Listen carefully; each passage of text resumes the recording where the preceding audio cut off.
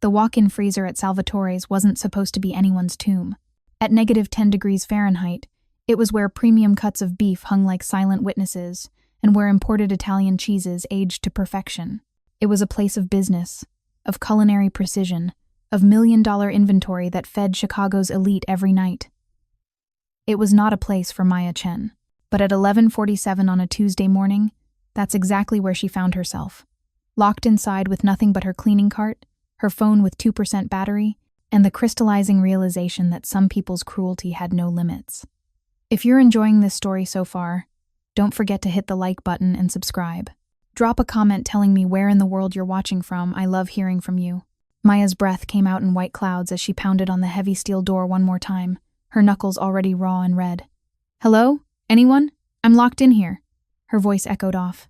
Frost-covered walls, swallowed by the hum of industrial cooling units. Nothing. No response. Just the mechanical breathing of the freezer and her own racing heartbeat. She'd been cleaning Salvatore's for exactly 3 weeks. 3 weeks of arriving at 5 in the morning before the kitchen staff showed up.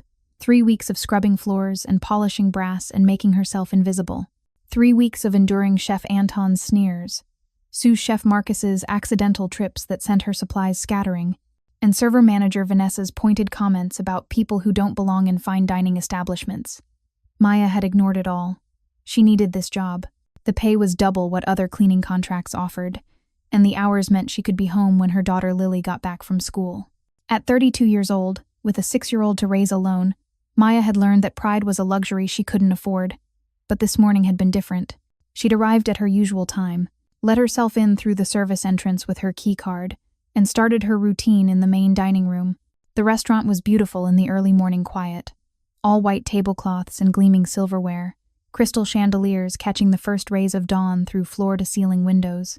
Salvatore's was the kind of place where reservations required 3 months' notice, and entrees cost more than Maya's weekly grocery budget. She was polishing the brass handrail on the stairs to the private dining rooms when she heard them arrive, earlier than usual. Chef Anton's voice carried through the restaurant, sharp with anger. "I don't care what he says. This is my kitchen. I run it my way. Anton, be reasonable." That was Marcus, his second in command. "You can't just, I can do whatever I want.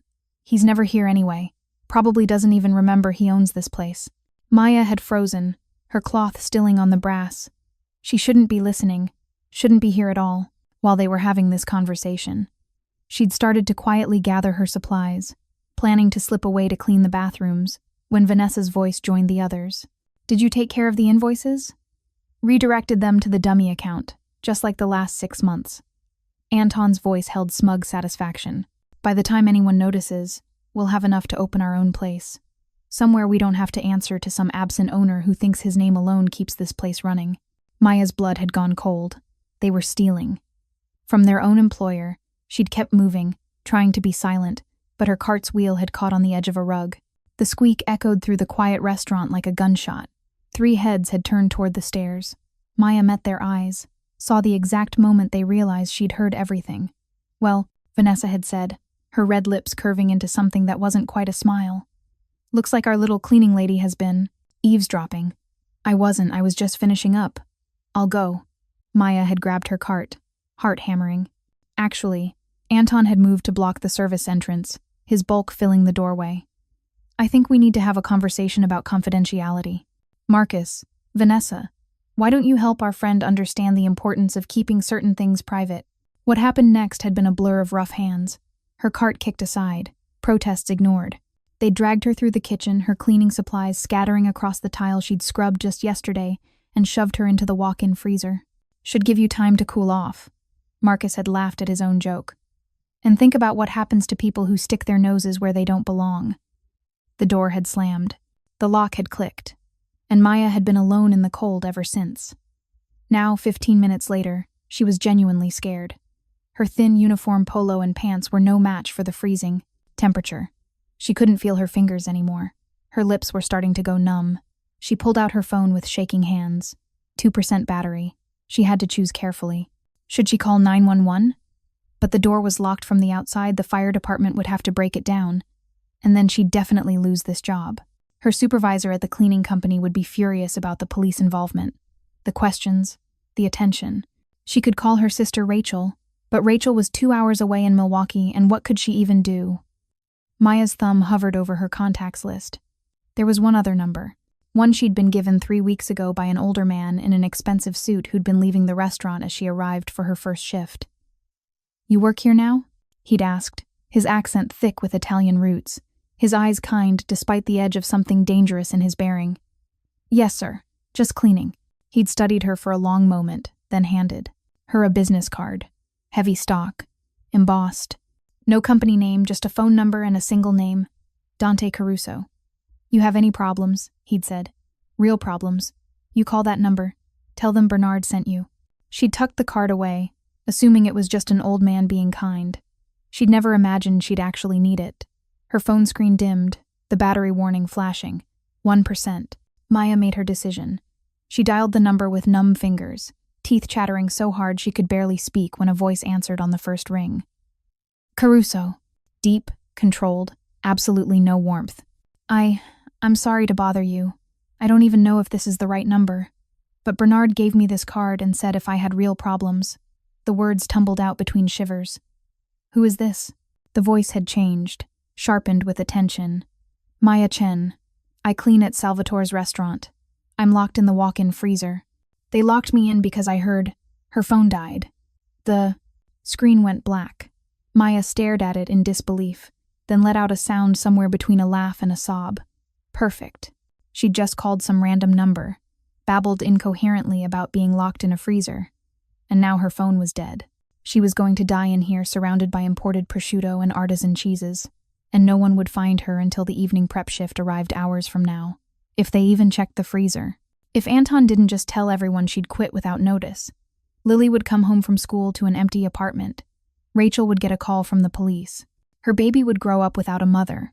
All because Maya had been in the wrong place at the wrong time and heard something she shouldn't have. The cold was making her drowsy. She knew that was bad. Knew she needed to keep moving, keep her blood flowing, but her limbs felt so heavy. The floor looked almost inviting. She could just sit down for a minute. Rest. Just for a minute. Maya's knees buckled. She caught herself on a shelf of beef short ribs, the frozen meat hard as stone under her palm. No, not like this. Lily needed her. She forced herself to move, to pace in the small space between hanging meat and stacked boxes, to keep her blood circulating even as her body screamed that it was too cold, too tired, too much. Time became strange. Seconds stretched into hours, or maybe minutes passed like seconds. She couldn't tell anymore. Her thoughts grew fuzzy at the edges. She thought about Lily's laugh, the way her daughter's whole face lit up when she was happy. Thought about the school recital next week, where Lily was going to sing a solo. Thought about all the mundane, beautiful moments of being a mother that she'd taken for granted. She thought about her late husband, James, dead 4 years now from a heart attack at 35. Too young. Too sudden. She'd been angry at him for so long for leaving her alone with a toddler and a mountain of medical debt. But right now, she missed him with a fierce ache that had nothing to do with the cold. "I'm sorry," she whispered to no one, to everyone, to the universe that seemed determined to make her life as difficult as possible. "I'm so sorry, Lily," Mommy tried. "I really tried." The cold wrapped around her like a blanket. Her eyes drifted closed, and that's when she heard it. Voices, shouting. The sound of the kitchen door slamming open with enough force to rattle the pots hanging on the walls. Maya's eyes snapped open, hope surging through her frozen veins. "Help!" The word came out as barely a whisper. She tried again, louder. "Help! I'm in here!" More shouting. Closer now. A man's voice, absolutely lethal in its calm. "Where is she?" "I don't know what you're talking about."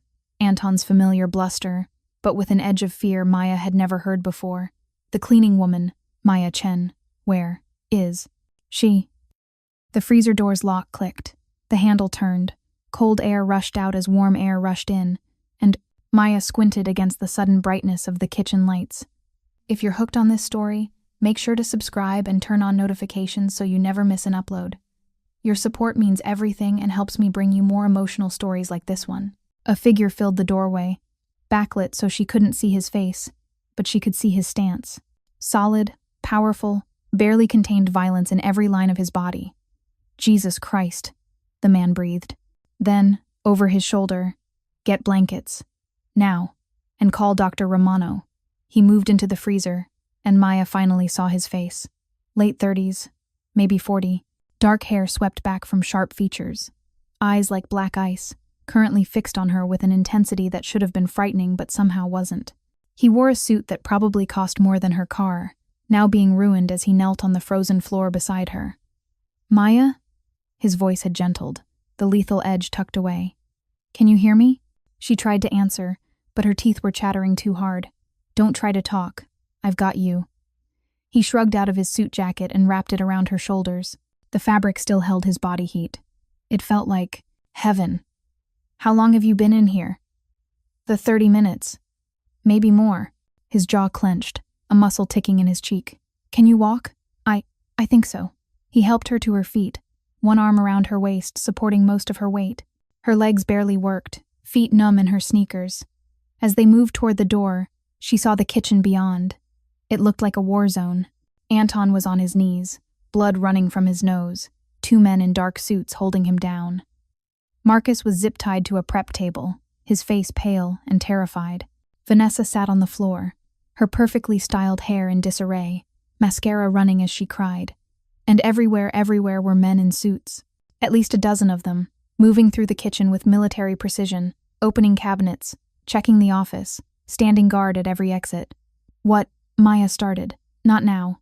The man supporting her, Dante Caruso, she presumed guided her to a chair someone had dragged out from the dining room.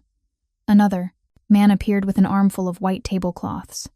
Dante wrapped them around her like blankets, his movements efficient, but surprisingly gentle. An older man rushed in, carrying what looked like a medical bag. "Signora Caruso, I came as fast as, check her for hypothermia, frostbite on her hands and feet." The doctor went to work, and Maya sat there shivering, trying to process what was happening. The man who'd pulled her from the freezer stood a few feet away, speaking in rapid Italian to another man in a suit. The conversation was too fast for her limited understanding, but she caught a few words. Police, accounts, evidence. Then Dante turned back to Anton, and his entire demeanor changed. The gentleness evaporated. What remained was pure, cold fury. 30 minutes, Dante said quietly, each word precisely enunciated. "You left her in there for 30 minutes, in -10 degrees, a woman half your size who was just trying to do her job." "Mr. Caruso, I can explain," Anton started. "Explain?" Dante's voice dropped even lower, more dangerous. "Please. Explain to me why you thought locking an innocent woman in a freezer was an acceptable response to her accidentally overhearing your embezzlement scheme." Anton's face went white. How did I know?" Dante smiled, but there was no humor in it. "Because for the last 6 months, I've had forensic accountants tracking every penny that goes through this restaurant. Did you really think I didn't notice when the numbers stopped adding up? Did you think I was too busy, too distracted, too absent to care about my own business?" He took a step closer to Anton, and the chef tried to scramble backward, stopped by the men holding him. "I own 43 businesses in this city," Dante continued. "Restaurants, construction companies, waste management, real estate. I own so much that sometimes I forget what all I have. But I never, ever forget about the people who work for me, the ones who show up every day, do honest work, and deserve to be treated with respect." He glanced at Maya, something softening in his expression for just a moment before the ice returned. "You stole from me. That's business. We can handle that through the appropriate channels." His voice hardened. "But you hurt someone under my protection. You endangered a woman's life out of petty cruelty and self-preservation. That's personal." "I'm sorry," Anton whispered. "Please, Mr. Caruso, I'm sorry." "You're sorry you got caught." Dante turned to one of his men. "Call Detective Morrison. Tell him we have evidence of embezzlement, assault, and attempted murder. I want formal charges filed within the hour." "No, please." Vanessa started to sob. "We didn't mean to, we were just trying to scare her. You locked her in a freezer." Dante's words cut like knives. "What exactly did you think would happen? That she'd just get a little chilly and learn her lesson?" The doctor cleared his throat. "Signore, her core temperature is dangerously low. She needs to go to the hospital." "No," Maya said, finding her voice despite the shivering. "No hospitals. I can't afford, it's covered." Dante didn't look at her, his eyes still on Anton. "Everything is covered. Medical bills, time off work, whatever you need." I don't understand. Maya's head was spinning, from the cold or the shock or both. Why are you doing this? I just called a random number that Bernard gave me. Bernard Rossi is my head of security. He's been with my family for 40 years. Now Dante did turn to look at her, and his expression was complicated. He doesn't give that number to just anyone. He must have seen something in you, some reason to believe you might need protection. Protection from what? I'm just a cleaning lady. You're a woman trying to survive in a city that eats people alive. A mother working multiple jobs to take care of her kid. Something flickered in his eyes. Bernard's good at recognizing people who deserve better than what life's given them. Maya didn't know what to say to that, didn't know how to process any of this. 10 minutes ago, she'd been dying in a freezer. Now she was wrapped in tablecloths, while a man who commanded a small army of suited guards destroyed her tormentors with nothing but his words and his terrifying, controlled rage. Sirens wailed in the distance, growing closer. The police are coming, Dante said to his men. Make sure they get everything. The falsified invoices, the dummy accounts, the security footage from this morning. He gestured to Anton, Marcus, and Vanessa.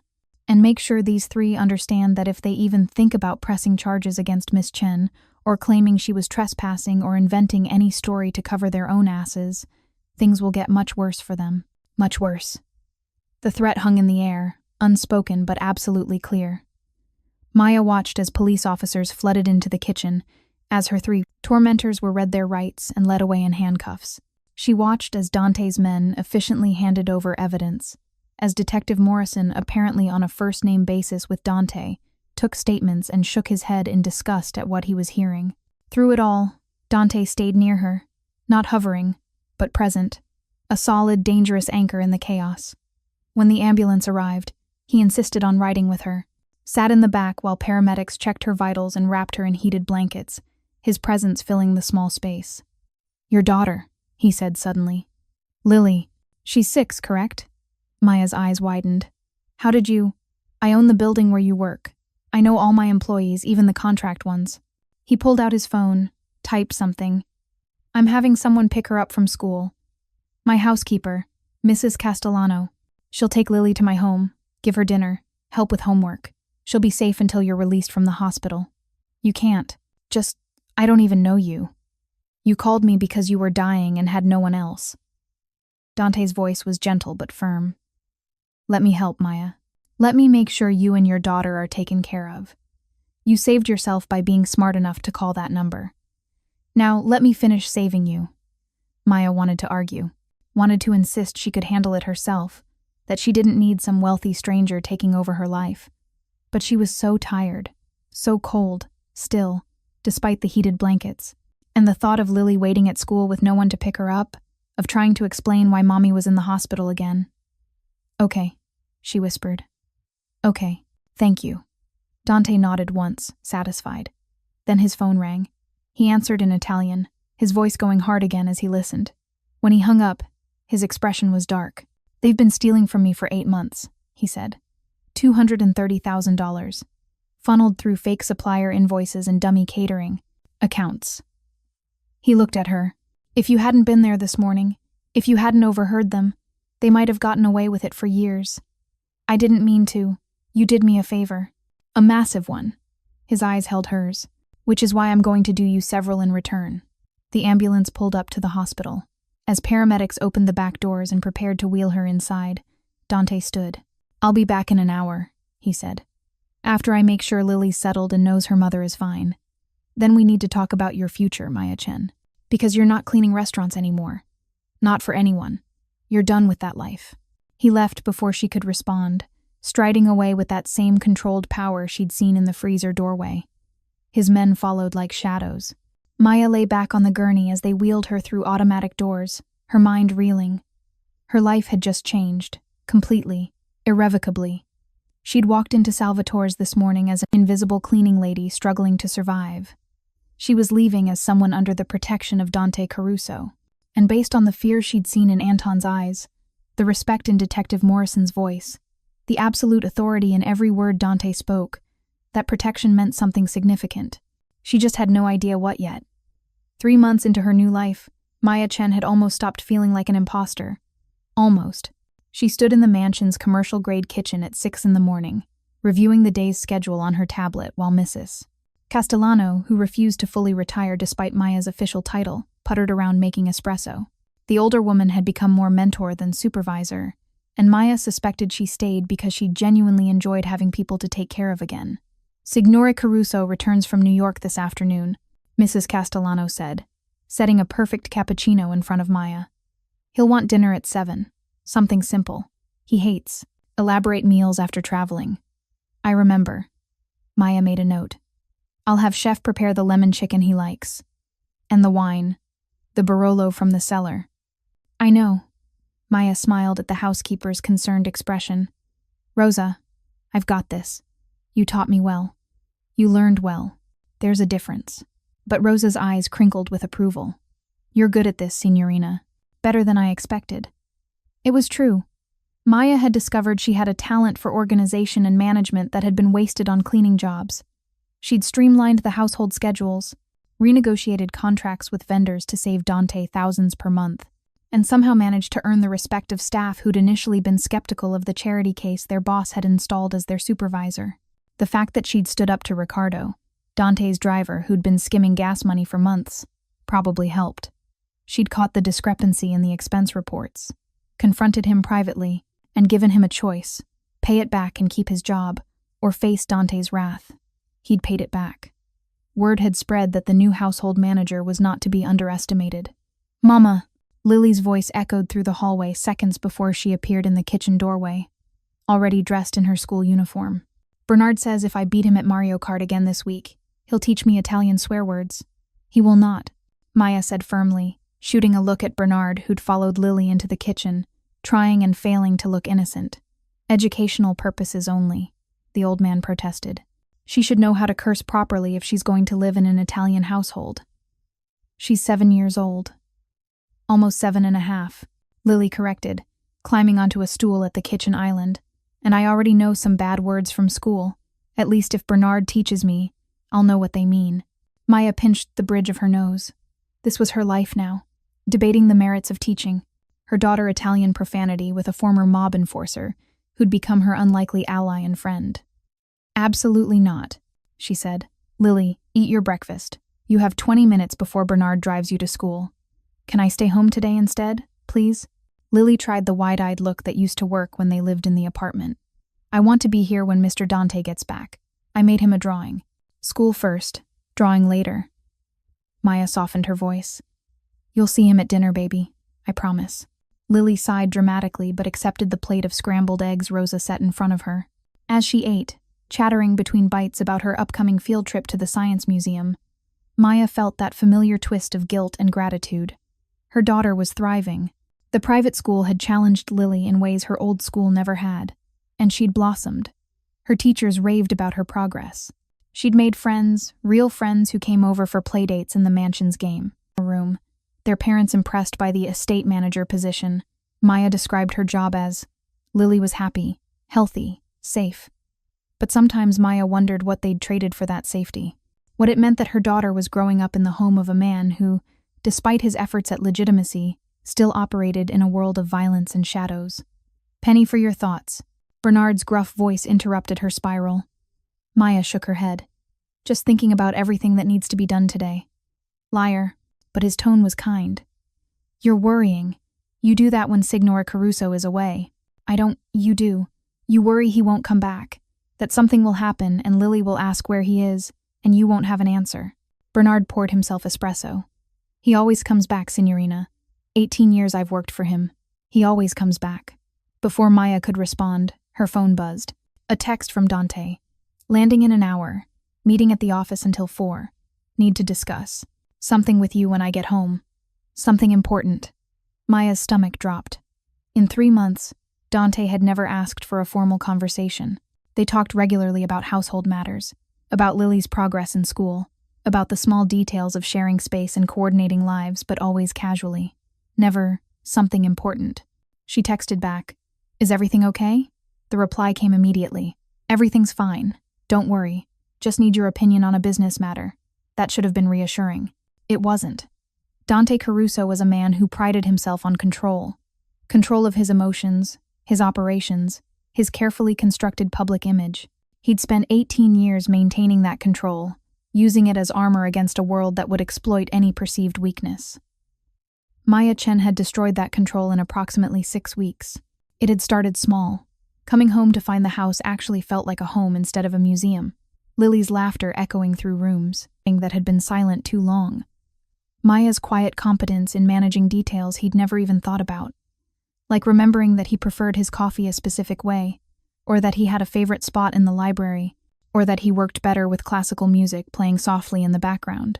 Then there were the bigger things. The way she defended a junior housekeeper who'd broken an expensive vase, taking responsibility herself rather than let the girl be fired. The way she'd reorganized his mother's old sitting room, which he'd kept closed for years, into a homework space for Lily without asking permission, somehow knowing he'd approve. The way she looked at him sometimes, like she could see past the armor to the man underneath. And lately, the way his pulse quickened when she walked into a room. The way he found excuses to be home for dinner. The way he'd started thinking of the mansion as our house instead of my house. It was dangerous, foolish. Exactly the kind of attachment that got people killed in his world. He needed to end it, put distance between them, make it clear that their arrangement was professional, nothing more. Which is why he was currently standing in his office, staring at a file that represented the exact opposite of distance and professional boundaries. "You're sure about this?" Marco asked. His cousin sat across the desk, looking concerned. "This is a big step." "I'm sure." Dante closed the file. "It makes sense. She's already managing the household. This just formalizes her position. By putting her name on legal documents, making her an official officer of Caruso Enterprises." Marco leaned forward. "Boss, if something goes wrong, if the feds ever decide to really dig into our operations, her name comes up. She could be implicated in things she has nothing to do with. Which is why I'm going to explain everything before she signs anything. Give her the choice." Dante met his cousin's eyes. "She deserves to know, and what she's stepping into. And if she says no, then I'll accept it and we'll find another way. But I don't think she will."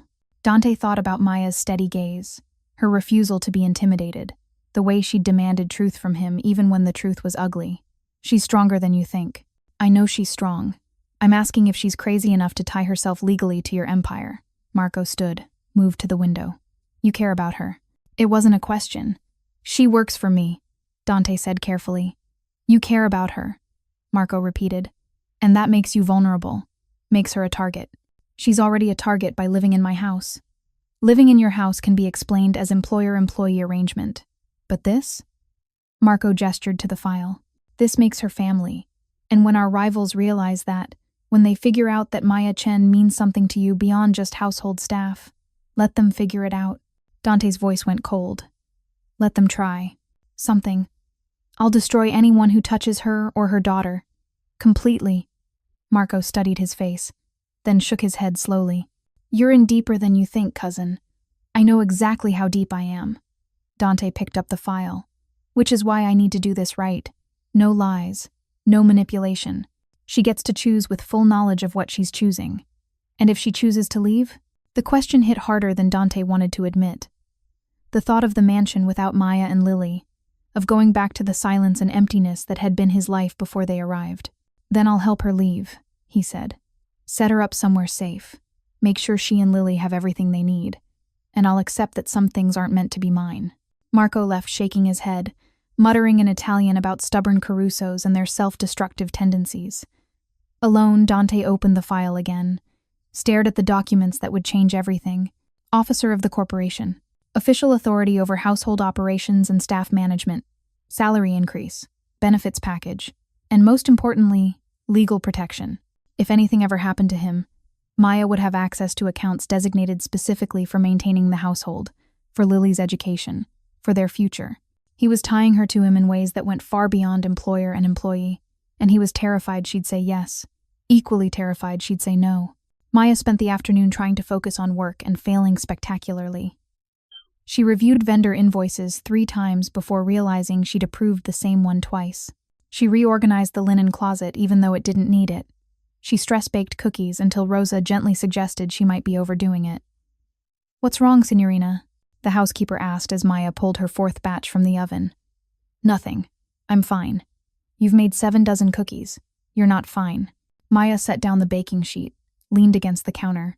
Dante wants to talk to me about something important. And you're worried. I'm terrified, Maya admitted. What if he's realized this arrangement isn't working? What if he wants us to leave? Rosa's expression softened. That man would burn this house down before he'd ask you to leave. You don't know that. I've worked for him for 12 years. I know. The housekeeper moved to stand beside Maya. He's different since you came here. Lighter. He laughs more. Comes home earlier. Actually uses the dining room instead of eating alone in his office. She paused. He cares for you, Signorina. And for Lily. Whatever he wants to discuss, it's not sending you away. Then what is it? That, Rosa said gently. You'll have to ask him yourself. At 4:30, Maya heard the front door open. Dante's voice in the foyer, greeting Bernard. The sound of his footsteps on marble floors, a sound she'd learned to recognize over 3 months. The particular rhythm of his gait that meant he was tired but not exhausted, that the trip had been successful but draining. She should let him settle in. Shower, change, have a drink. Instead, she found herself walking toward his study before she'd consciously decided to move. He stood at his desk, sorting through mail, still in his travel clothes. When he saw her in the doorway, something crossed his face. Relief, maybe, or nervousness. Dante Caruso. Nervous. The world really was ending. Maya, you got my message. I got it. She stepped into the study, closed the door behind her. You said we needed to talk about something important. I did. He gestured to the sitting area. This might take a while. They settled into their usual spots, her on the sofa, him in the chair across from her. But this time felt different, charged with tension that had nothing to do with household management or business matters. Dante pulled a file from his briefcase, set it on the coffee table between them. I have a proposition for you. Maya's heart sank. If this is about me leaving, it's about you staying, permanently. He opened the file.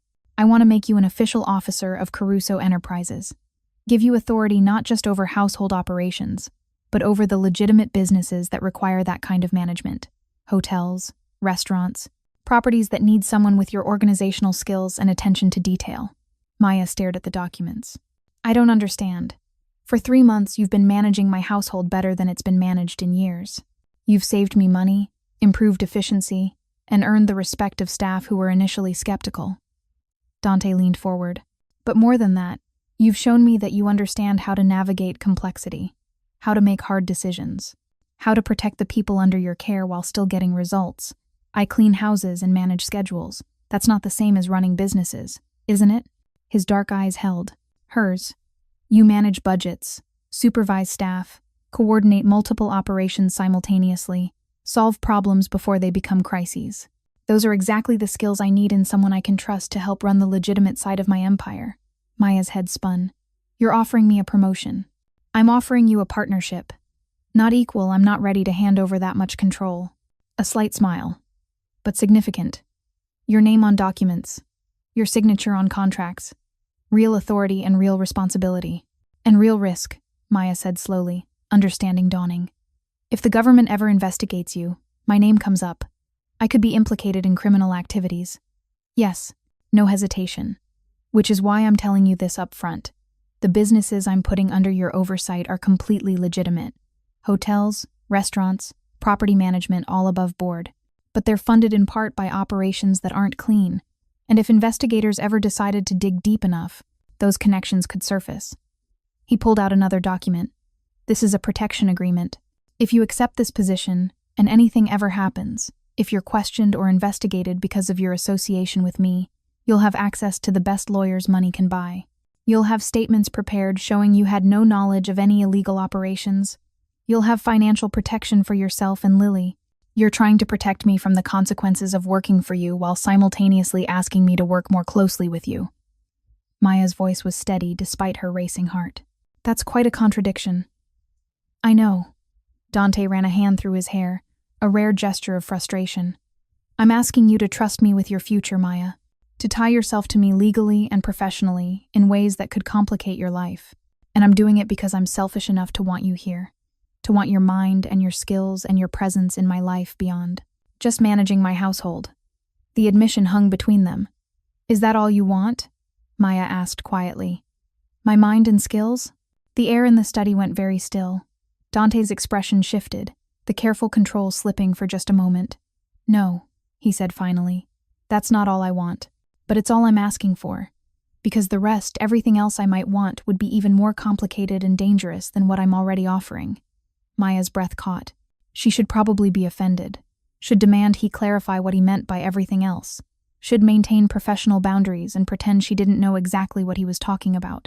But she'd spent 3 months watching Dante Caruso try to be better. Watching him come home early to have dinner with her and Lily. Watching him remember Lily's field trip dates and ask about Maya's day and exist in the same space as them with an ease that suggested he'd been lonely for far longer than he'd ever admit. She'd spent 3 months falling for a man she absolutely should not fall for. A criminal trying to go legitimate. A dangerous man with a protective streak a mile wide and a tendency to solve problems with money and influence and barely leashed violence. She'd spent 3 months trying to convince herself it was just gratitude. Just the natural attachment that came from him saving her life and giving her daughter opportunities Maya could never provide alone. She'd been lying to herself. What if I said yes? She asked. To all of it. The business proposition and everything else you're not asking for? Dante went very still. Maya, you saved my life. You gave me and Lily a home. You've been nothing but honest with me. Even when honesty made you look bad. She stood, moved to sit on the coffee table directly in front of him, close enough to see the flecks of amber in his dark eyes.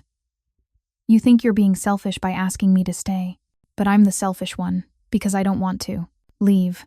I don't want to go back to struggling alone. And it's not just about the money or the security or the opportunities for Lily. Then what is it about? It's about how Lily asks where you are when you're gone too long, how she saves her drawings to show you, how you remember that she likes her sandwiches cut diagonally, and that purple is her favorite color. Maya's voice softened. It's about how you look at me sometimes, like you're surprised I'm real. How you ask my opinion on things that have nothing to do with household management because you actually value what I think. How you've created a space where I feel safe for the first time in 4 years. Dante reached out slowly, giving her time to pull away. When she didn't, he cupped her face with one hand, his thumb brushing her cheekbone. You deserve better than a man like me. Maybe, but I'm choosing you anyway. She covered his hand with hers. If you're offering me a partnership in your business, I'm saying yes. And if you're offering something more, he kissed her.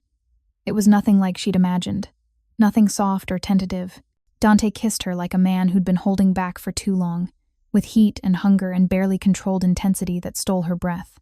Maya kissed him back, her hands fisting in his shirt, pulling him closer. 3 months of tension and unspoken want crystallized into this moment, this connection, this choice. They were both making despite every logical reason not to. When they finally broke apart, both breathing hard, Dante rested his forehead against hers. This is a terrible idea, he murmured. Probably. You could get hurt. Lily could get hurt. You'll protect us. You've proven that. Maya pulled back enough to meet his eyes. I'm not naive, Dante. I know your world is dangerous. I know being with you makes me a target. But I've been barely surviving for 4 years, and I'm tired of just surviving. I want to live. And somehow, impossibly, you make me feel alive. Maya. His voice was rough with emotion he rarely showed. If something happened to you or Lily because of me, I wouldn't survive it. Then don't let anything happen to us. She kissed him again, softer this time. Protect us the way you protect everything that's yours. Because that's what we are now, aren't we? Yours. Mine, he agreed, the word carrying weight and promise and possession that should have scared her but somehow didn't. If you're sure. If this is really what you want, I'm sure. She stood, pulled him to his feet. Now show me these documents I'm supposedly signing.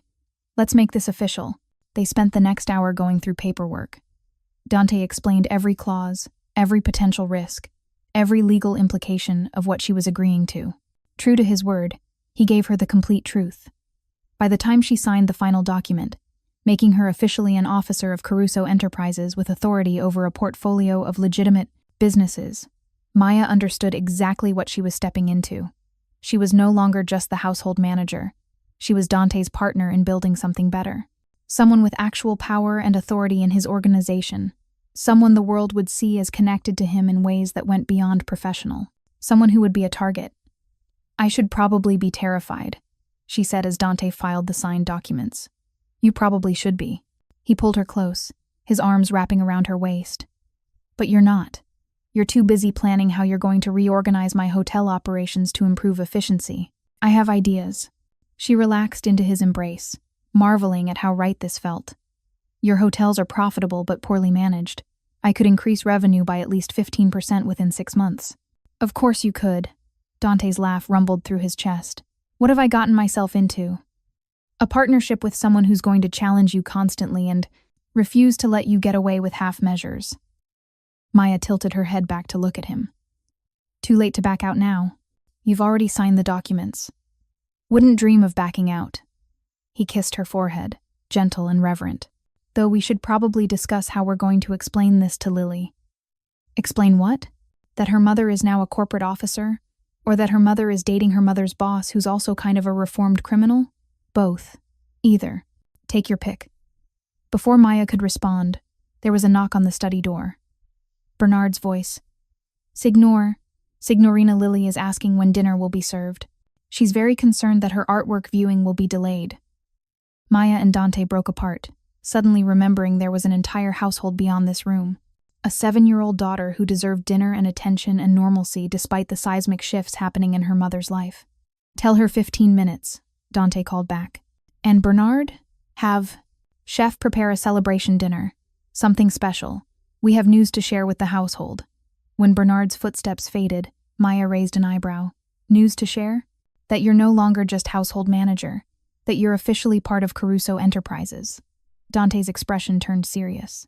The staff needs to know your authority comes directly from me. That disrespecting you means disrespecting me. And the other news? About us? That, he said, pulling her close again. We keep private for now.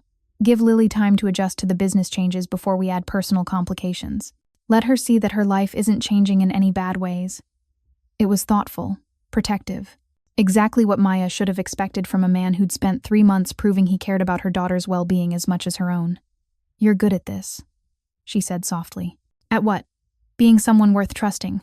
Worth choosing. She kissed him once more, quick and sweet. Now let's go. Tell our daughter about the celebration dinner before she stages a revolt. Our daughter, Dante repeated, testing the words. Something vulnerable flickered across his face. I like the sound of that. So did Maya. More than she'd ever expected to. Dinner was chaos in the best way. Chef had outdone himself with Lily's favorites pasta with butter and parmesan, garlic bread, a caprese salad she'd recently decided she liked. The household staff gathered in the kitchen afterward as Dante made the announcement about Maya's promotion, their applause genuine when he explained her new authority. Lily sat at the head of the table, absolutely delighted to be at what she called a fancy grown-up dinner, showing Dante her drawing of the mansion with their little family stick figures of her, Maya, Dante, Bernard, and Rosa standing in front. This is us, she explained seriously. Our family. I made it for you because you were gone and I wanted you to remember we're waiting for you. Dante stared at the drawing like it was the most precious thing he'd ever seen. Can I keep this? Of course. That's why I made it. Lily beamed. You can put it in your office so you see it every day. I will. I promise. Watching them together, watching Lily's absolute trust and Dante's careful gentleness, Maya felt something shift in her chest. This was her life now. This strange, impossible family they'd built from circumstances and choices, and a phone call made with trembling hands in a freezer. After Lily went to bed, protesting that she wasn't tired until the protests turned into yawns, Maya and Dante ended up back in his study. It was becoming their space, she realized. The place where they were most honest with each other. She's amazing, Dante said, still holding Lily's drawing. You've done an incredible job raising her. I've done my best. It hasn't always been enough. It's been more than enough. She's kind and smart and fearless. He looked at Maya. Like her mother. I'm not fearless. I'm terrified most of the time. Being brave doesn't mean not being scared. It means being scared and doing it anyway. Dante set the drawing carefully on his desk. You've been brave every day since I met you, Maya. Brave when those people locked you in the freezer. Brave when you accepted my help. Brave when you agreed to work for me knowing what I am. And brave tonight when you said yes to something that could put you in danger. I'm brave because I have to be. Because Lily needs me to be. No. He moved closer, pulled her into his arms.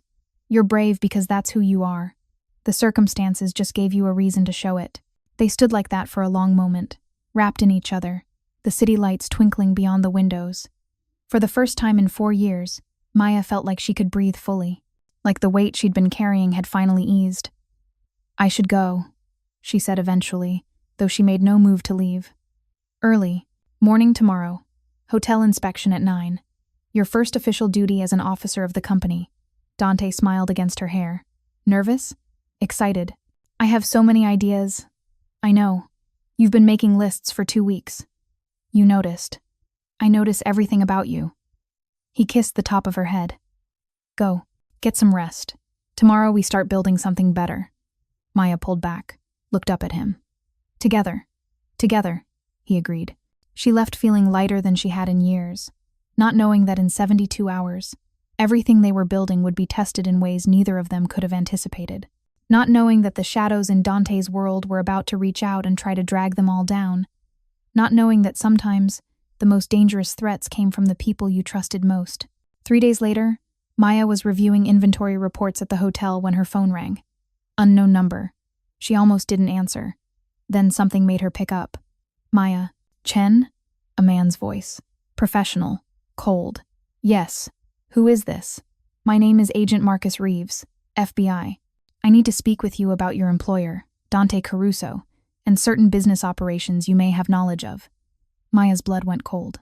"I have nothing to say to you. That's your right.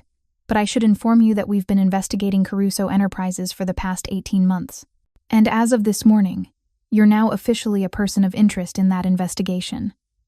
A pause. "You might want to cooperate, Miss Chen. For your daughter's sake, if nothing else."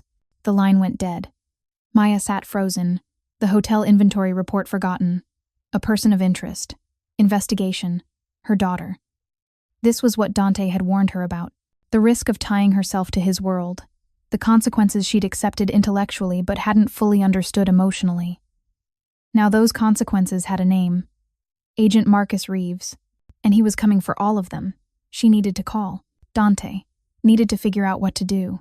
Needed to protect Lily above everything else. But as she reached for her phone, Maya realized something terrifying. She had no idea who she could trust anymore. Because if the FBI was investigating, if they knew enough to call her directly, then someone close to Dante had to be feeding them information. Someone in their inner circle was a traitor. And Maya had just signed documents that tied her directly to whatever they were building a case against. Maya's hands shook as she dialed Dante's number. The phone rang once, twice, each second stretching into eternity. "Maya? What's wrong?" His voice sharpened immediately. He always knew when something was off. "I just got a call. FBI. An Agent Marcus Reeves. He said I'm a person of interest in an investigation into Caruso Enterprises." The words tumbled out. "Dante." He mentioned Lily.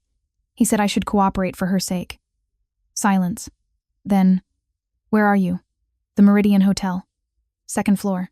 Office. Stay there. Lock the door. Don't talk to anyone. I'm sending Bernard and 2 security guards. They'll be there in 8 minutes. His voice had gone cold. Lethal. "And Maya, this is going to be okay. I promise you. Just trust me." The line went dead. Maya locked the office door with trembling fingers, then sank into the desk chair. Her mind raced through possibilities, each worse than the last. Federal investigation. Person of interest. They could take Lily away, could arrest her, could destroy everything they'd built in 3 months. She'd been stupid, naive. She'd let herself believe that signing documents and becoming part of Dante's world would somehow be safe, that his promises of protection would be enough. But you couldn't protect someone from the federal government. Exactly 7 minutes later, Bernard's voice came through the door. "Signorina, it's me. Open up." She unlocked it to find Bernard flanked by 2 men in dark suits she'd seen around the estate, but never really noticed. Protection detail. The kind that carried guns and knew how to use them. "Come."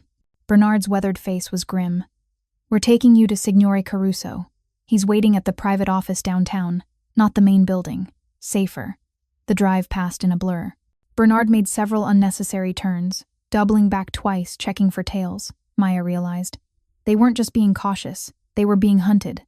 The private office was a penthouse apartment in a building Dante apparently owned under a shell company. Bernard used 3 different keycards to access the elevator, then a thumbprint scanner for the penthouse itself. Dante was waiting. So was Marco. Along with 3 men, Maya didn't recognize all of them, looking like they'd stepped out of a legal thriller. Expensive suits, briefcases, the kind of lawyers who charged by the minute and won cases through pure intimidation. Maya. Dante crossed the room immediately, his hands framing her face as he searched her eyes. Are you all right? Did he threaten you directly? He said I should cooperate. For Lily's sake. Her voice cracked. Dante, they can take her away from me. They can. No one is taking your daughter. His voice carried absolute certainty. Listen to me. I've been preparing for this possibility since the day I made you an officer of the company. You're protected. Lily's protected. But I need you to stay calm and trust me. Can you do that? Maya nodded, not trusting her voice. Dante guided her to the sofa, kept one arm around her shoulders as he addressed the room. Gentlemen, this is Maya Chen.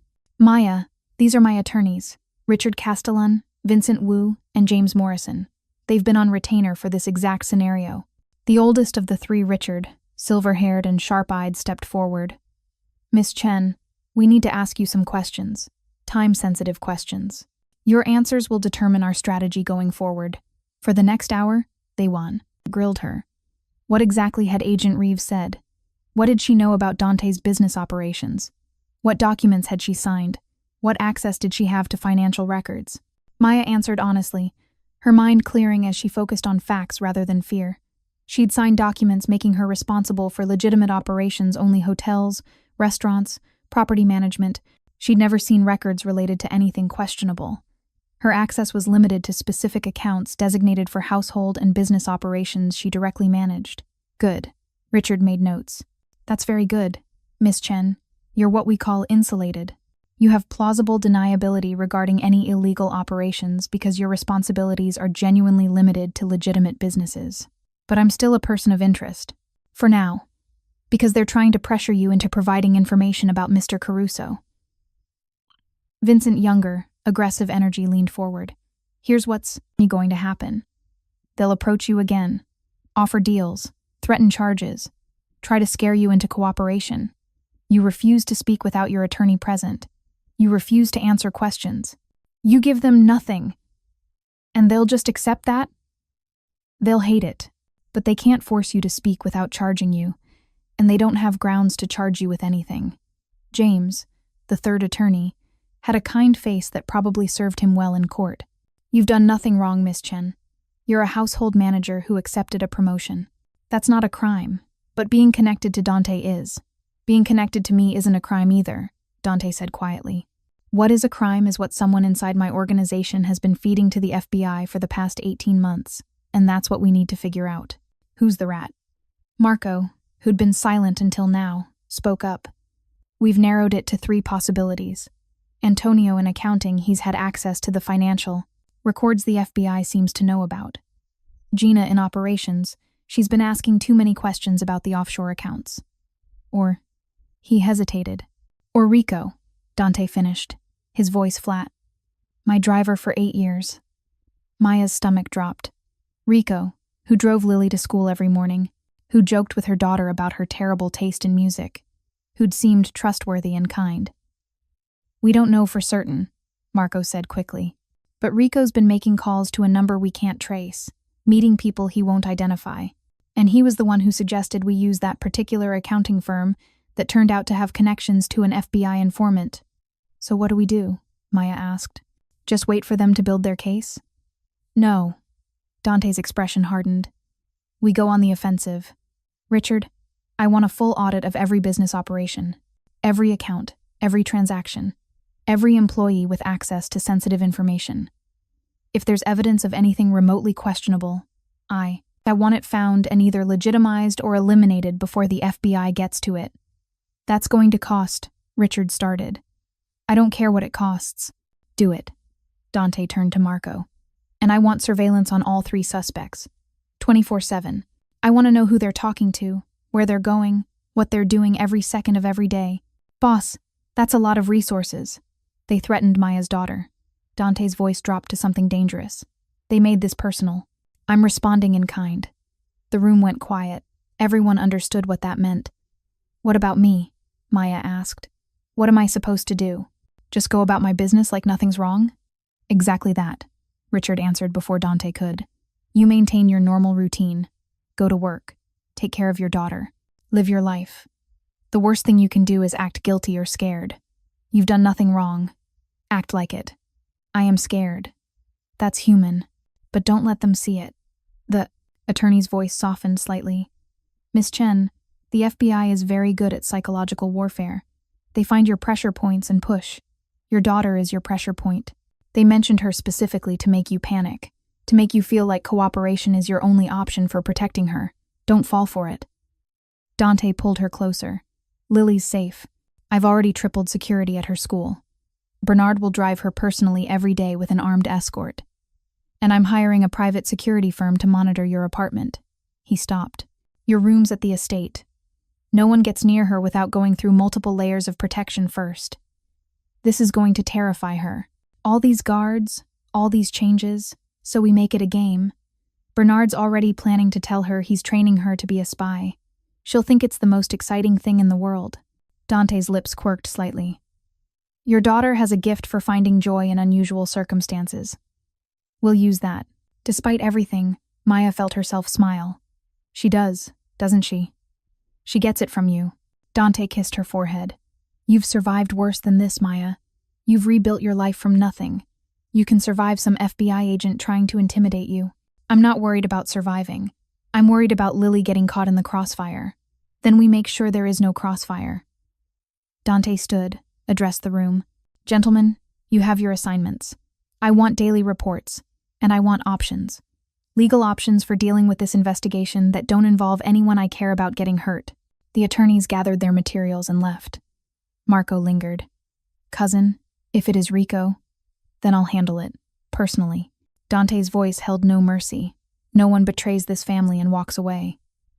After Marco left, Maya and Dante were finally alone.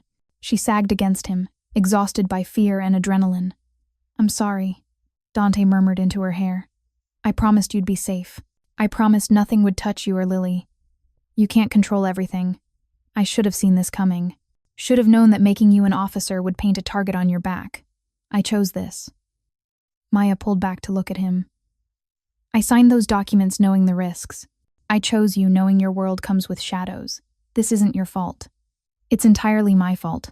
Everything in your life that's dangerous or complicated traces back to me. Everything in my life that's good also traces back to you. She cupped his face, made him look at her. 3 months ago, I was dying in a freezer. Now I have a home, a career, security for my daughter, and... She hesitated. And? His dark eyes searched hers. And you. I have you. Whatever this is between us, however complicated and impossible it might be, I have it. And I'm not giving that up because some FBI agent tried to scare me. Dante kissed her then, deep and desperate, pouring all his fear and fury and feeling into the connection between them. When they broke apart, both breathing hard, he rested his forehead against hers. I love you, he said. Simple, direct, terrifying. I've been trying not to. Trying to keep distance, maintain boundaries, but I can't anymore. I love you, Maya, and I love your daughter. And I will destroy anyone who tries to hurt either of you. Maya's heart stuttered. Dante, you don't have to say it back. I know it's fast. I know it's complicated. But you need to know that this isn't just about protection or obligation or gratitude. This is about you. About who you are, and how you make me want to be better than what I was. I love you too, Maya heard herself say. I've been falling for you since the day you wrapped me in tablecloths and promised everything would be okay. Maybe before that. Maybe from the moment you kicked down a freezer door and looked at me like I was worth saving. You are worth saving, worth protecting, worth everything I can give you. They held each other as the sun set over Chicago. Two people from different worlds who'd found something worth fighting for in the wreckage of their pasts. The next morning, Agent Reeves called again. Maya was ready this time. She'd rehearsed with the attorneys, knew exactly what to say. Miss Chen, have you had time to reconsider our conversation? I have nothing to say to you without my attorney present. That seems unnecessary. We're just talking. I have nothing to say to you without my attorney present. She kept her voice steady, calm. Miss Chen, I understand you have a daughter. Lily, 7 years old, attends Westbridge Academy. Beautiful school. Expensive. You must work very hard to afford that tuition. The implicit threat made her blood boil, but she maintained control. I have nothing to say to you without my attorney present. If you wish to continue this conversation, contact my legal representation. Richard Castellan at Morrison, Wu and Associates. Silence. Then, you're making a mistake, Miss Chen. That's your opinion. My attorney's number is 212-555-0123. Have a good day, Agent Reeves. She hung up, her hands shaking but her voice steady. Dante, who'd been listening on speaker, pulled her into his arms. Perfect. You were perfect. He threatened Lily. He actually threatened my daughter. And you gave him nothing.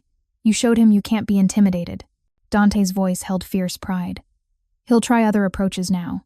Maybe good cop instead of bad cop. Maybe offer deals. But you've established that you're not an easy target. I don't feel strong, I feel terrified. Being strong and being terrified aren't mutually exclusive. He kissed the top of her head. Come on.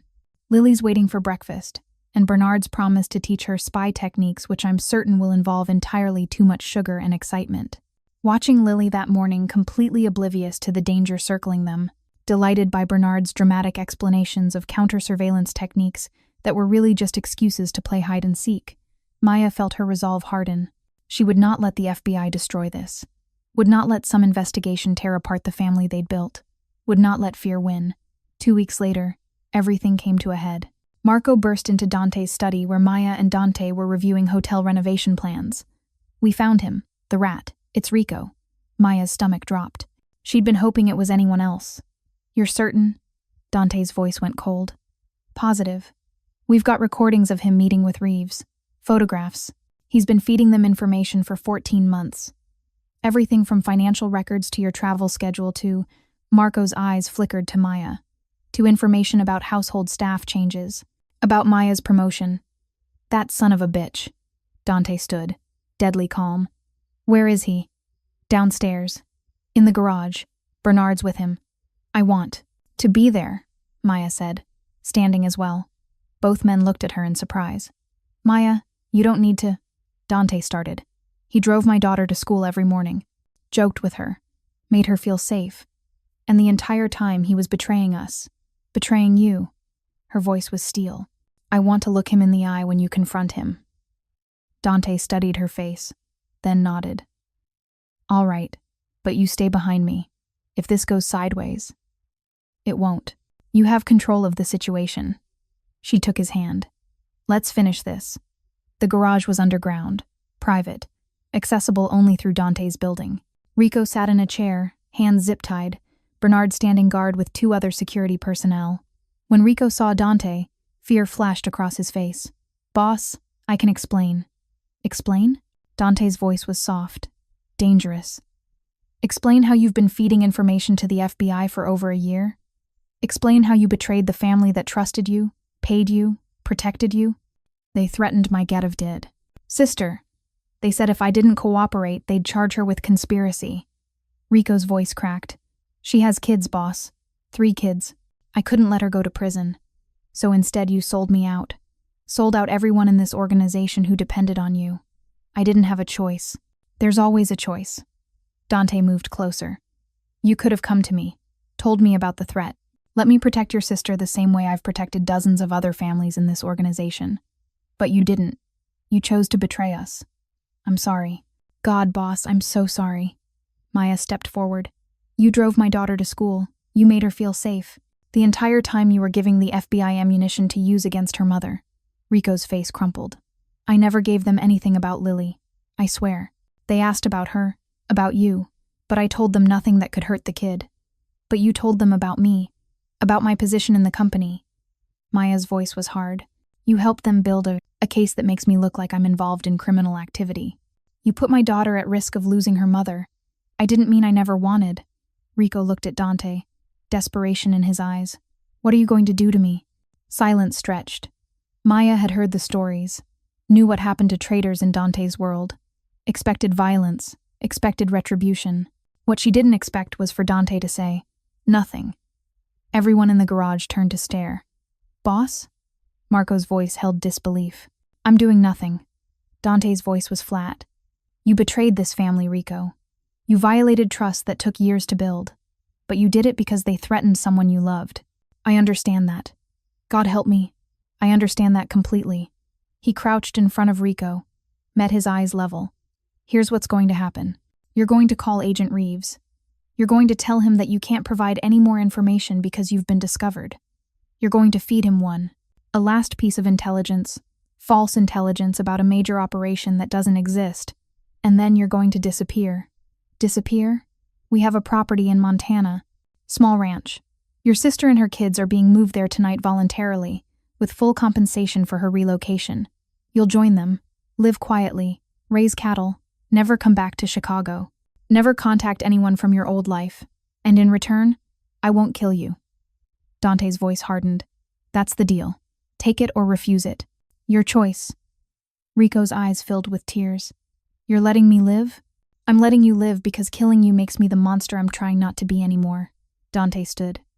Because Maya showed me that there are other ways to handle betrayal. Other ways to be strong that don't involve violence.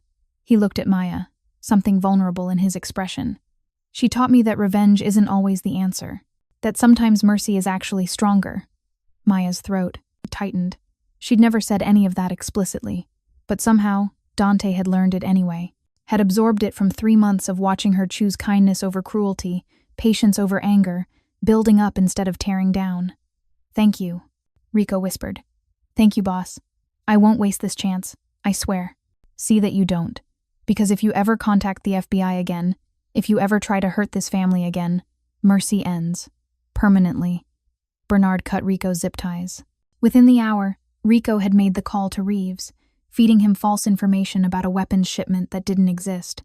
By nightfall, he was on a plane to Montana with his sister and her children, leaving Chicago forever. The FBI investigation collapsed 3 weeks later. Without Rico's testimony, without new information, with Dante's businesses appearing increasingly legitimate upon detailed scrutiny, they had nothing.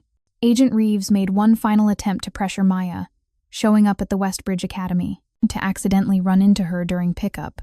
He found himself facing not just Maya, but Richard Castellan, and a restraining order filed that afternoon for harassment. The investigation was officially closed 48 hours later. Maya stood in Dante's study, reading the email from their attorneys confirming it was over. We won. You won. You won.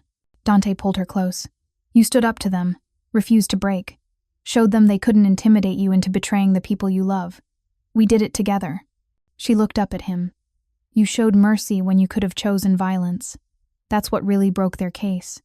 Rico testifying against you would have given them something, but instead you gave him an out, removed their star witness, beat them with compassion instead of force. I'm learning from the best teacher. Dante kissed her softly. You've changed me, Maya. Made me want to be better than I was. You were always good. You just needed a reason to show it. Lily's voice echoed from the hallway. Mama, Bernard says dinner is ready, and I get to sit at the head of the table because I learned all the Italian swear words. Maya pulled back with a groan. He didn't. He absolutely did. Dante was trying not to laugh. I heard him teaching her this morning. She has excellent pronunciation. I'm going to kill him. Get in line. He also taught her how to pick locks last week. Despite everything, the investigation, the fear, the danger that had circled them for weeks, Maya found herself laughing. This was her life now. A mansion full of people she loved, a daughter who was learning Italian profanity from a former mob enforcer, and a man who'd learned mercy from watching her choose kindness. It was chaotic, complicated, completely imperfect. It was home. 6 months later, Maya stood in the ballroom of the newly renovated Meridian Hotel, watching Dante give a speech to Chicago's business elite about sustainable urban development and community investment. He'd fully legitimized 75% of his operations. The remaining 25% was being gradually phased out or restructured. He'd become a legitimate businessman, respected for his philanthropy and his commitment to revitalizing Chicago's struggling neighborhoods. No one looking at him would guess he'd once run criminal enterprises, except Maya knew. And she loved him anyway. Loved him because he was trying, because he'd chosen to change, because when faced with betrayal, he'd chosen mercy over violence. Penny for your thoughts. Bernard appeared beside her, looking uncomfortable in his formal suit. Just thinking about how much has changed in 9 months. You changed it. You changed him. Bernard's weathered face creased in a smile. I've worked for that man for 19 years. Never seen him like this. Happy. At peace. He did the work himself. He had the right motivation. Bernard nodded toward where Lily was sitting with Marco's wife. Sophia and her son Antonio, the 3 kids playing some elaborate game involving breadsticks and imaginary dragons. Family. Real family. That's what he needed. After the speech, after the networking and the handshakes and the photographs, Dante found Maya on the balcony overlooking the Chicago skyline. "Tired?" he asked, wrapping his arms around her from behind. "Exhausted. But it was worth it. Your speech was perfect. Our speech. You wrote half of it. I edited your draft. There's a difference. My brilliant partner." He kissed her neck. "I have something for you." Maya turned to find him holding a small velvet box. Her breath caught. "Before you panic," Dante said quickly, "this isn't a proposal. I know we need more time. I know Lily needs to adjust to the idea of me as more than just her mother's boss who lets her live in a mansion and learn questionable skills from questionable people." "Then what is it?" He opened the box. Inside was a key. Antique, ornate, beautiful. "It's the key to the estate. The original key from when it was built in 1893. My uncle gave it to me when I inherited everything." Dante's voice was soft. "I'm giving it to you now. Not as my employee, not as my household manager, but as my partner, my equal, the person I trust with everything I am and everything I have." Maya took the key with shaking hands. "Dante, this is my promise to you, that whatever happens, whatever comes, that house is yours. You and Lily will always have a home, always be protected, always be loved." He cupped her face gently. "And when you're ready, when Lily's ready, I'll ask you properly. With a ring and a proposal and all the traditional romance you deserve. But for now, this is me telling you that I'm yours. Completely. Forever. I love you." The words came easily now. "I love you so much it terrifies me." "Good. I like you terrified. You make terrible decisions when you're terrified." His smile was warm, teasing. "Like deciding to trust a criminal with your daughter's future." "Best terrible decision I ever made." He kissed her then, soft and sweet and full of promise.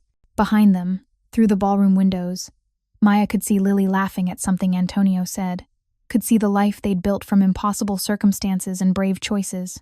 She'd walked into a freezer 9 months ago expecting to die. Instead, she'd found a reason to live. She'd found family, purpose, love. She'd found home in the most unexpected place in the arms of a dangerous man trying to be good, in a mansion that had become a sanctuary, in a future that looked nothing like what she'd imagined, but somehow was better than anything she'd dared to dream. The key in her hand was heavy, solid, real, a promise of forever from a man who kept his promises. Maya held it tight and let herself believe in happy endings, even impossible ones, especially impossible ones. Because sometimes, the best stories started with being locked in a freezer by the wrong people and rescued by exactly the right one. 2 years after the freezer, Maya Chen Caruso stood in the kitchen of their Lake Como villa, watching her husband teach their daughter how to make fresh pasta. The Italian sun streamed through floor-to-ceiling windows, catching the flour dust that hung in the air like snow. "No, Piccola, you must feel it," Dante said, guiding Lily's 9-year-old hands through the dough. "The pasta tells you when it's ready." "It doesn't talk, Papa," Lily giggled, but she was concentrating hard, her tongue caught between her teeth the way she always did when focused. "Papa." The word still made Maya's chest tight with emotion. Lily had started using it 6 months ago, right after the adoption papers were finalized. Dante had cried, actually cried, holding their daughter while Maya took photos to commemorate the moment their unconventional family became official in the eyes of the law. "Everything talks if you know how to listen," Dante replied seriously. "Your mama taught me that." Maya smiled, remembering. Their wedding had been small, just family and close friends in the mansion's garden. Lily had been flower girl and best man simultaneously, a role she'd invented herself and taken very seriously. Bernard had walked Maya down the aisle, tears streaming down his weathered face. Rosa had sobbed through the entire ceremony. Chicago's elite had been scandalized that Dante Caruso married his former cleaning lady. The society pages had been vicious for weeks. Maya had framed her favorite headline, "From Freezer to Mrs." The Cinderella story that has everyone talking. "Let them talk," Dante had said, kissing her while photographers snapped away. "They're just jealous they didn't find you first." Now, watching him with Lily, Maya marveled at how completely their lives had transformed. Dante had sold off the last of his questionable operations 18 months ago. He was clean, genuinely, and completely clean. The FBI had closed their investigation permanently. Agent Reeves had been transferred to a field office in Alaska, which everyone pretended was coincidental. The Caruso empire was now entirely legitimate. Hotels, restaurants, real estate development focused on affordable housing, and a foundation supporting single mothers trying to rebuild their lives. Maya ran the foundation. It was her passion project, her way of helping women who'd been where she was, desperate, scared, one disaster away from losing everything. "Mama, come try," Lily called, holding up a misshapen piece of dough. "I made a butterfly." Maya joined them at the counter, accepting the pasta butterfly with appropriate reverence. "It's beautiful, baby. We'll cook it separately so you can have it for lunch. With the butter and sage Papa likes?" "Exactly that way." Dante caught Maya's eye over Lily's head, his expression soft.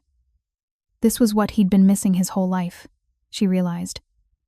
Not the legitimate business success, or the social acceptance, or the massive wealth. Just this: a flower-covered kitchen, a child's laughter, the simple joy of teaching someone he loved something that mattered to him. Her phone buzzed. A text from Bernard. Package arrived.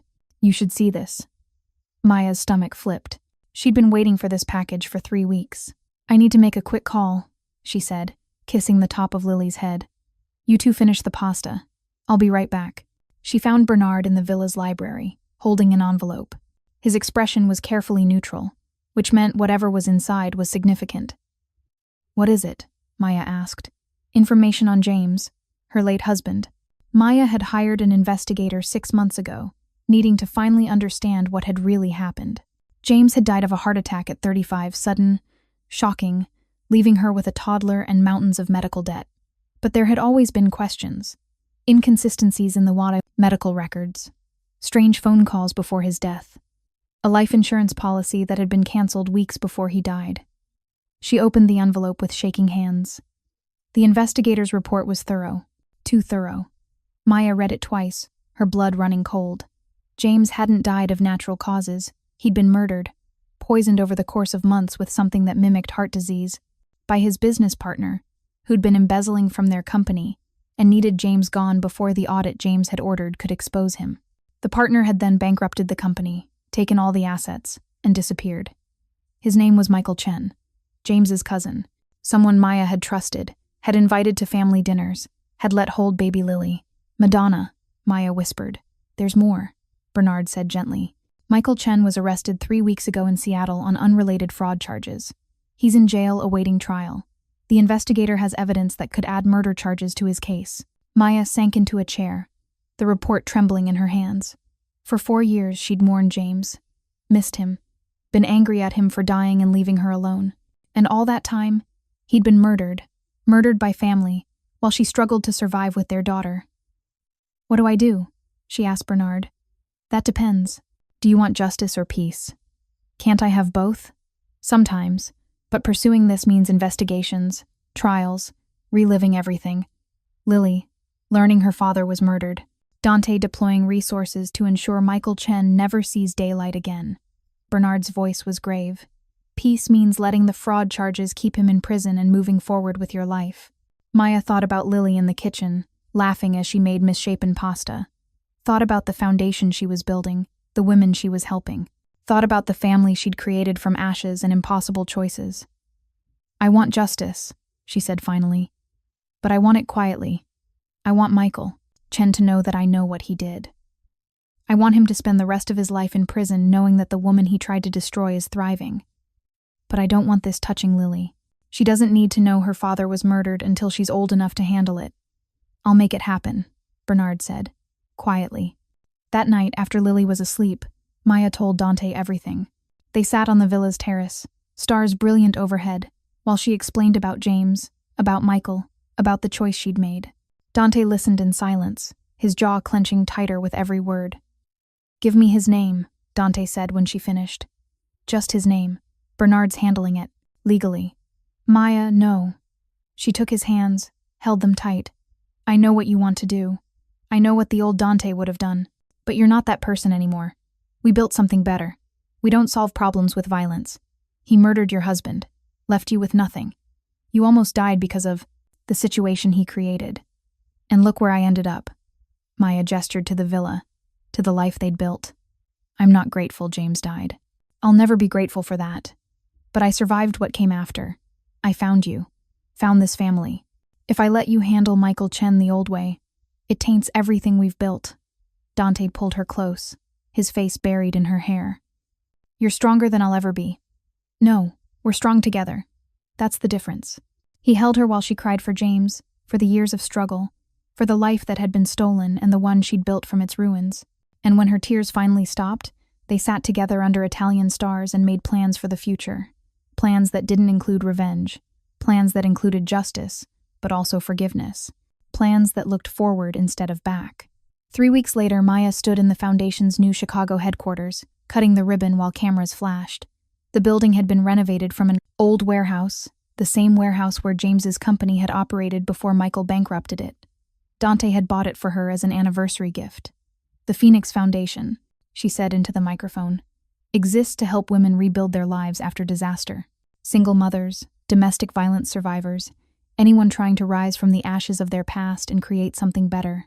She thought about the freezer, about that moment when she'd thought she would die, when she'd called a number a kind old man had given her, when she'd made a choice to reach out for help instead of giving up.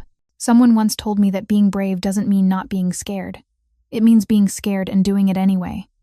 Maya's eyes found Dante in the crowd, found Lily holding his hand. This foundation is for everyone who's scared but doing it anyway, who's fighting to survive, who refuses to let circumstances define their future. The applause was thunderous. Afterward, a young woman approached, her early 20s, baby on her hip, nervous energy. Miss Caruso, I'm Sarah. I applied for your program. I just wanted to say, her voice broke, thank you for giving people like me a chance. Maya took Sarah's hand. You're going to make it. I promise. It won't be easy, but you're going to make it. How do you know? Because I did. Because every woman in this program did. Because being scared and being strong aren't opposites, they're partners. She thought about that as the event wound down, as she stood with Dante and Lily watching the sun set over Chicago. This city had almost broken her. Instead, she'd learned to bend without breaking. Had learned that survival wasn't just about enduring, it was about transforming. Mama? Lily tugged her hand. Can we go home now? I want to show you the song I learned on the piano. Home. Not the mansion, though that's where they were heading. Home was wherever the three of them were together. Yes, baby. Let's go home. In the car, Lily chattered about school, about her friends, about the science project she wanted to do about hypothermia. Because you survived it, Mama, so I should know about it. Dante drove with one hand on the wheel, the other holding Maya's hand. Michael Chen took a plea deal today, he said quietly. 40 years. No parole. Bernard made sure the prosecutor had everything needed. Maya felt something unclench in her chest. Justice. Not revenge. Justice. Did he know? That I knew? Yes. Bernard made sure of that too. Good. Let Michael Chen spend 40 years knowing that the woman he'd tried to destroy had survived, had thrived, had built something beautiful from the ruins he'd left behind. That night, after Lily was in bed, after the piano recital and the bedtime story and the whispered I love yous, Maya and Dante stood in their bedroom overlooking the city. I've been thinking, Dante said, pulling her close, about expanding the foundation, opening chapters in other cities, helping more women. That's a big undertaking. You can handle it. You've handled everything else. He kissed her softly. Besides, I'll help. We're partners, remember? Partners. Equals. A team that had started in the worst possible circumstances and built something extraordinary. I love you, Maya said. More than I thought possible to love someone. Even though I'm a reformed criminal with questionable past associates and a tendency to solve problems with excessive force. Especially because you're all that and you're trying to be better. For us. For yourself. Always for us, Dante agreed. You and Lily are my redemption, Maya. My second chance at being human instead of just surviving. She understood that completely. They were each other's second chances, each other's redemption. Each other's proof that people could change, could grow, could become something better than their circumstances suggested they should be. Somewhere in the mansion, Bernard was teaching Lily a new Italian phrase, probably something inappropriate that would make Dante groan. Rosa was preparing tomorrow's breakfast, humming opera. The estate was full of life, full of love, full of the messy, beautiful chaos of family. Maya Chen had walked into a freezer expecting to die. Instead, she'd found a life worth living, a love worth fighting for, a family worth everything. And standing in the darkness with her husband's arms around her, watching their city sparkle below, Maya finally understood what she'd learned in that freezer, what she'd carried with her through every struggle since. Sometimes the coldest moments lead to the warmest homes. Sometimes the worst things that happen to us create space for the best things to find us. Sometimes you have to almost lose everything to discover what matters most. She'd lost a husband, lost her security, lost almost her life, and found herself, found her strength, found a love that transformed everything it touched. That was the real story. Not about being saved, but about learning to save herself. About choosing to reach out when she could have given up. About being brave enough to accept help, strong enough to build something new, and wise enough to recognize that endings and beginnings were sometimes the same moment seen from different angles. The freezer had been her ending. Dante had been her beginning. And this their life together, their love, their family. This was the forever kind of story that proved happy endings existed, even for people who started their journey dying in the cold, especially for them. Thank you so much for watching until the end. If you loved this story, check out the other videos on your screen now. I think you'll really enjoy them. And don't forget to subscribe if you haven't already. See you in the next story.